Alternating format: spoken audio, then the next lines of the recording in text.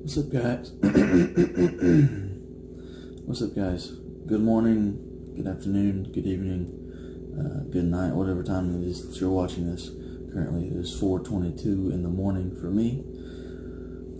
Starting Ecclesiastes chapter 2. We're only going to do 1 through 11 this morning, or this evening, or today, or whatever time. Like I said, whatever time you're watching this.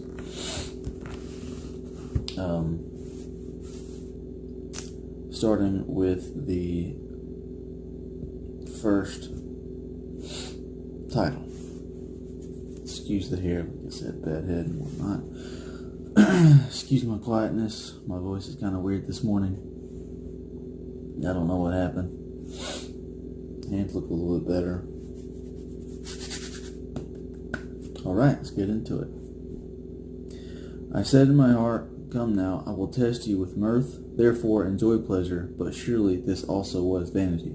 I said of laughter, madness, and of mirth, what does it accomplish?" Now these two verses basically is a summary of all that we're doing today. Those two verses sum up verses 1 through 11. It goes on to say, "I searched my heart, how to gratify my flesh with wine, while guiding my heart with wisdom, and how to lay hold on folly, till I might see what was good for the sons of men to do under heaven all the days of their lives." Basically, he searched in his heart, asked himself, hey, what can I do? How much wine can I get? And what can I do to satisfy my heart, but while keeping moderation? So basically indulgence with moderation, so you don't become an addict. Everybody knows that once you become an addict, like an alcoholic or something, your dissatisfaction is evident, visibly evident. Verse 4, "I made my works great. I built myself houses, planted myself vineyards. I made myself gardens and orchards, and planted all kinds of fruit trees in them. I made myself water pools from which to water the growing trees of the grove. I acquired male and female servants, and had servants born in my house. Yes, I had greater possessions of herds and flocks than all who were in Jerusalem before me." So he was wealthy in every way. He had houses, he had land, he had vineyards to make wine, and he had gardens and orchards and food, all the food he could ever eat. And he didn't have to do any kind of physical work for himself at all, because he had an army of servants for himself, male and female, and he even said servants born in his house.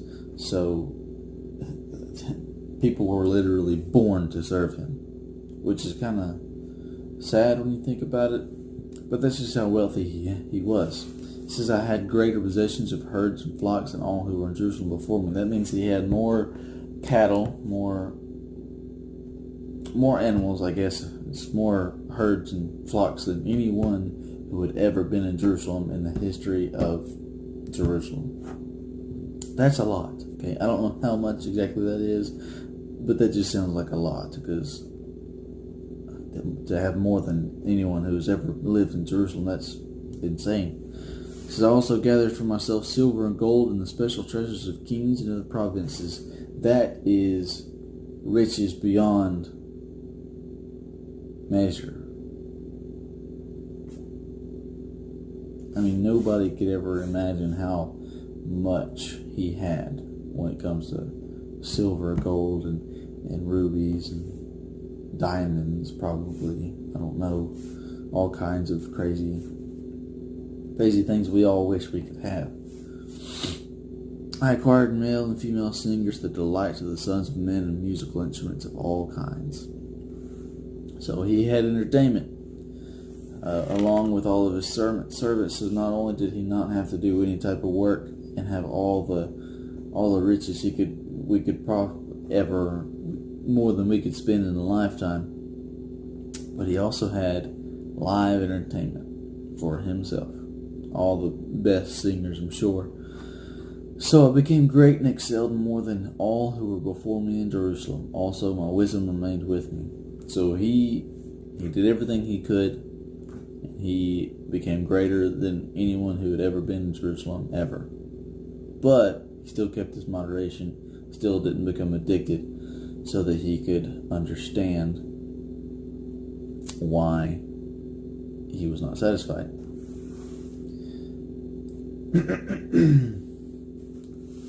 Verses 10 and 11, the last two verses that we're going to be doing today.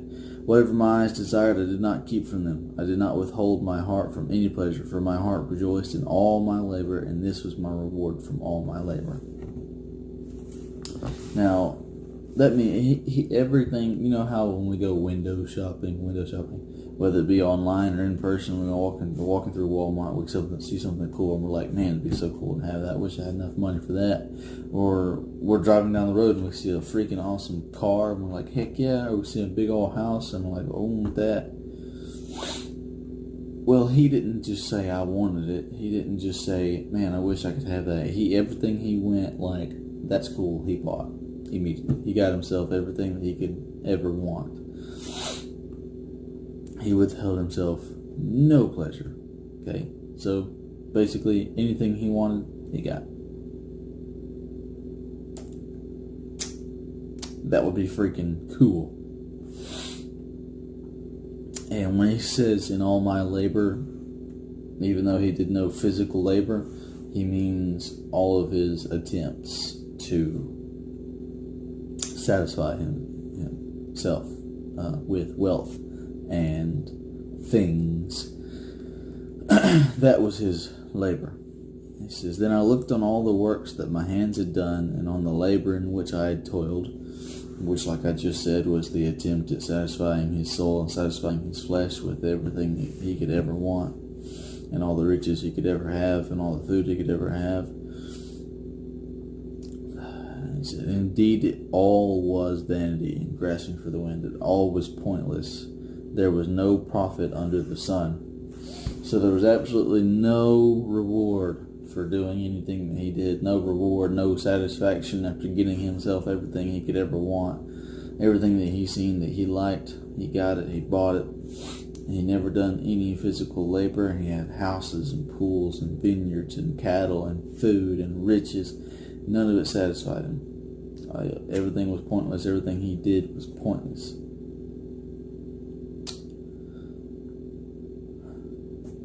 And that just goes to show. I've heard many people, my family, some of my family, I guess, tell me that you have to chase the money. I've heard many people say it on TV, that you have to chase the money no matter what.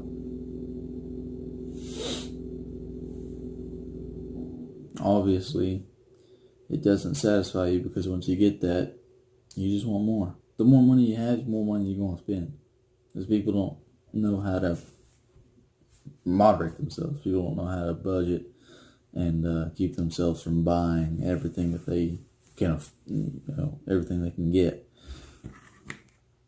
Like, I want a Tesla, but those things are pretty expensive, and I'm not going to save up a bunch of money or chase the money and get it however I can possibly get it, and then lose it all on a car that I can't afford, because then I'm going to be driving a Tesla and I don't have any money, and I'm going to want more. I'm going to want to get a different car, another different car. I'm going to get another house, a bigger house, different place, whatever. I want to keep going. I'm never going to be satisfied with what I have. That's what I was saying yesterday. We're never satisfied with what we have or with the world around us. We're always wanting more money.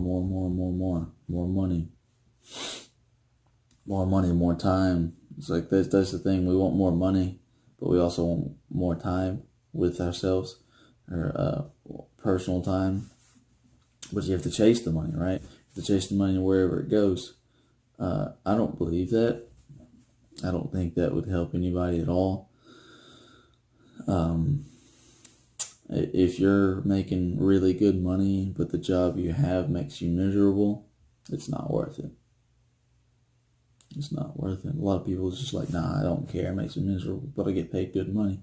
Yeah, like I said, you might get paid good money, but if you wake up every day dreading it and you're just unhappy, I mean, what are you doing? I mean, you're just waking up and making yourself miserable making yourself unhappy just to have a little bit more money. I don't see the point in doing that, and neither did Solomon. Solomon did all that. He chased the money. He got every bit of money he could possibly ever have, more money than me and you could ever spend in an entire lifetime. And he wasn't satisfied. So why do you think you're going to be satisfied with $1,000 or more a week? So once you get there, if you are chasing it, if that is your goal, is to just get more money, then once you get that point, and that is your objective, you're just gonna want more. You're gonna be like, I got this far, why not go more? Get more raised, get another job, start selling this, whatever. It's not gonna work.